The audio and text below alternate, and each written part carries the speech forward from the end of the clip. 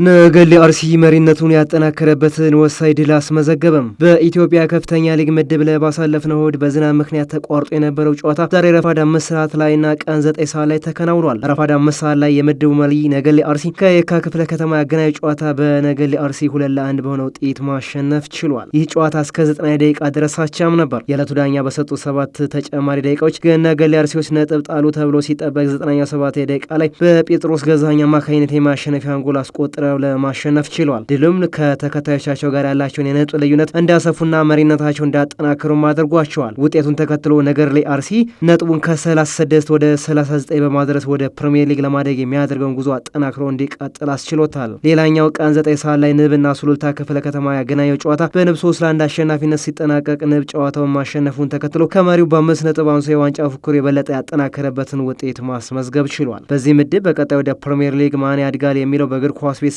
ዘንድ እስከ መጨረሻው በጉጉት እንዲጠበቅ አድርጎታል። በምድቡ ሀላባ ከተማ 36፣ ደሴ 35 እንዲሁም ንብ 34 ነጥብ በመያዝ ተከታትለው ይገኛሉ። በዚሁ ምክንያት በምድቡ በቀጣይ የሚደረጉ ቀሪ 4 ጨዋታዎች በእጅጉ ትኩረትን ስበዋል። በተያያዘ ዜና ዱራሜ ከተማ በደብረ ብርሃን ከተማ ተሸንፎ ወደ አንደኛ ሊግ የወረደ የመጀመሪያው ክለብ ሆኗል። ዱራሜ ከተማ በምድብ ሀ ተደልድለው ባደረጋቸው 19 ጨዋታዎች 11 ነጥቦችን ብቻ ሰብስቦ ወደ ከፍተኛ ሊጉ በመጣበት ዓመት ወደ አንደኛ ሊግ ሊወርድ ችሏል።